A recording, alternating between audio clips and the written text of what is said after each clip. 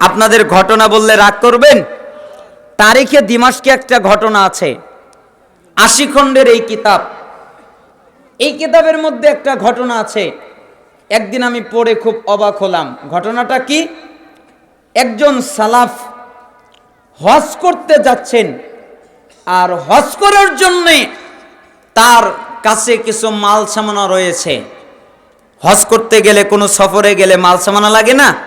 টাকা পয়সা নিতে হয়, খাবার দাবার নিতে হয়, পোশাক পরিচ্ছদ নিতে হয়, এগুলো নিয়ে সফর করতে হয়। তাই তিনি ব্যাগ গুছিয়ে সফর করছেন।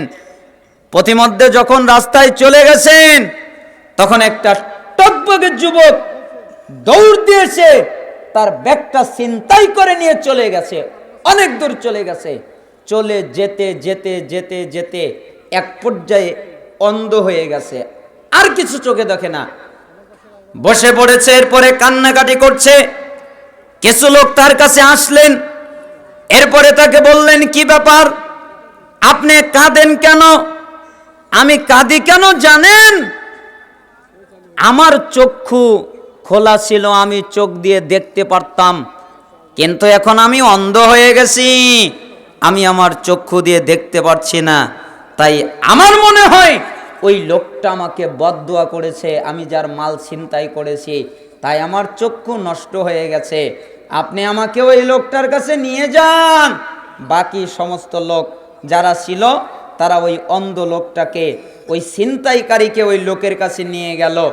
এরপরে তার মাল সামানা ফিরিয়ে দিল। এরপরে ছিনতাইকারীর পক্ষ থেকে লোকজন বলতেছে, আপনি তাকে মাফ করে দেন, আপনি তাকে ক্ষমা করে দেন। কেন?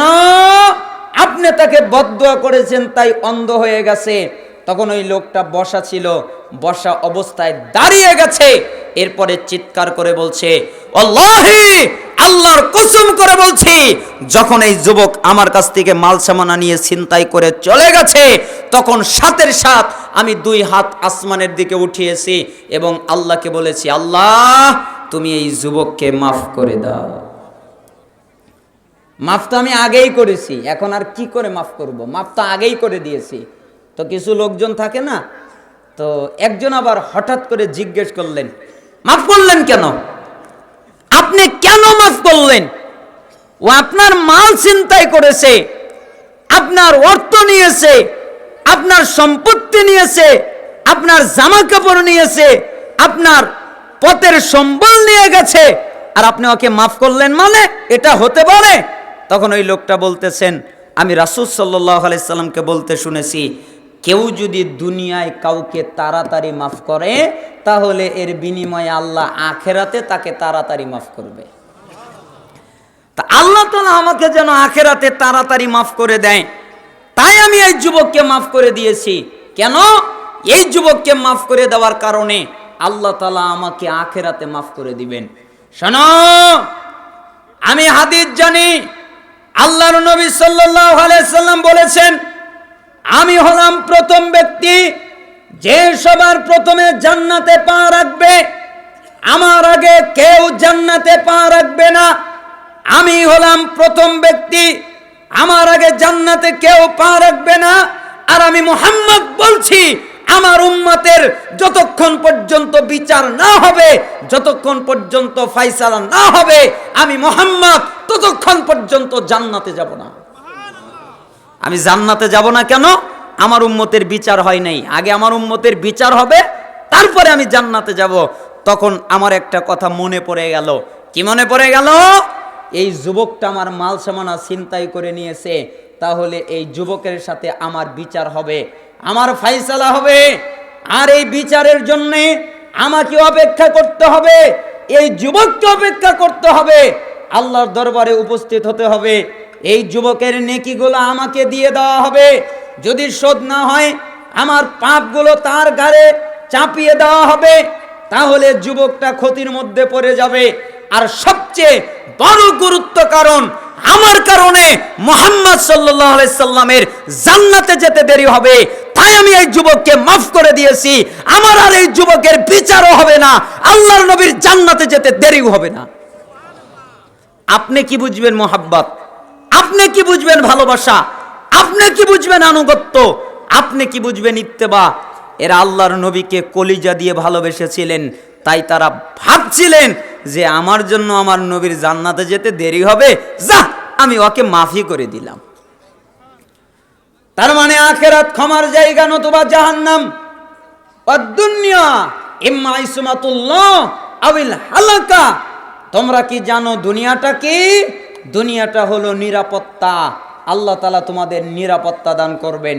নিরাপত্তা মানে আল্লাহ তোমাকে পাপ থেকে বাঁচাবেন, আল্লাহ তোমাকে অন্যায় থেকে বাঁচাবেন, আল্লাহ তোমাকে অশ্লীলতা থেকে বাঁচাবেন, আল্লাহ তোমাকে শয়তান থেকে বাঁচাবেন, আল্লাহ তোমাকে শয়তানের কুমন্ত্রণা থেকে বাঁচাবেন। এটার নাম নিরাপত্তা। আল্লাহ যদি তোমাকে নিরাপত্তা দুনিয়ায় দান করেন তাহলে তুমি বেঁচে গেলে, আর যদি নিরাপত্তা দান না করেন তাহলে তুমি ধ্বংস হয়ে গেলে। আখিরাত ক্ষমার জায়গা, না হলে জাহান্নাম। দুনিয়া নিরাপত্তা, না হলে ধ্বংস। শুআবুল ঈমান বাইহাকিতে এসেছে ৬৯৩০ নম্বর হাদিস। আব্দুল্লাহ বিন আউন রাহিমাহুল্লাহ বলেন, লা তাসিক বিকাসরাতিল আমাল ফাইন্নাকা লা তাদরি লা তুকবালু মিনকা আমলা। হে দুনিয়ার লোক, তোমরা নিজেকে নিরাপদ মনে করো না। তোমরা মনে করো না আমি নিরাপদ, তোমরা মনে করো না আমি বেঁচে গেছি, তোমরা মনে করো না আমার কিছু হবে না, তোমরা মনে করো না আমি নিরাপদ। কেন জানো? তুমি যে ইবাদত করো, তুমি যে আমল করো, তুমি যে কর্ম করো, এটা কবুল হয়েছে না হয় নাই এটা তোমার জানা নাই, তাই না? আপনি যে আজকে ইশারের নামাজ পড়েছেন, কে বলতে পারবেন আমার ইশার নামাজ কবুল হয়েছে? একজন বলতে পারবেন যে আমার ঈশা কবুল হয়েছে? বলতে পারবেন? বলার ক্ষমতা আমাদের আছে? নাই। ওয়ালা তামান দুনুবাক ফাইন্নাকা লা তাদরি হাল কুফিরাত আনকা আমলা। অতএব তোমরা নিজেদের গুনার ব্যাপারে নিরাপত্তা বোধ করো না। কেন? তুমি যে পাপ করেছো, তুমি যে অন্যায় করেছো, তুমি যে অত্যাচার করেছো, আর এই পাপ থেকে আল্লাহর কাছে মাপ চেয়েছো, আল্লাহ তাআলা তোমাকে মাফ করেছেন কিনা এটাও তোমার জানা নাই। তুমি যে আল্লাহকে বললে আমাকে মাফ করে দাও, আপনার মাফ হবে তখন আল্লাহ তাআলা আপনার তওবা কবুল করবে যখন, তাই না? তওবা যদি কবুল না হয় মাফ হবে? আপনি যে ক্ষমা চাইলেন, এই ক্ষমাটা যদি কবুল না হয় মাফ হবে? এই জন্য ওই সালাফ বললেন নিরাপদ মনে করেন না। ইন্না আমালাকা আনকা মুগায়্যাবুন মা তাদরি মাল্লাহু সানিউন ফীহি আজআলুহু ফী সিজ্জিন আম ইয়াজআলুহু ফী ইল্লিয়িন। শোনো, আল্লাহ তাআলা তোমাদের সাথে কি আচরণ করবেন এটা তোমাদের জানা নাই। তোমাদের আমল তোমাদের কাছ থেকে গোপন রেখেছেন, এই কারণে তোমাদের আমল তোমাদের কাছ থেকে গোপন রাখা হয়েছে। আল্লাহ তোমাদের সাথে কি আচরণ করবেন এটা তোমাদের জানা নাই। তিনি কি তোমাদের ইল্লিন জান্নাত দিবেন নাকি তোমাদের সিজ্জিন জাহান্নাম দিবেন এটা তোমাদের জানা নাই। অতএব তোমরা নিজেকে নিরাপদ মনে করো না। তোমরা মনে করো না আমি নিরাপদ। সবসময় তোমরা আল্লাহর ভয়ে থেকো, সবসময় তোমরা কান্নাকাটি করো, সবসময় তোমরা মনে করো আমার কি হবে।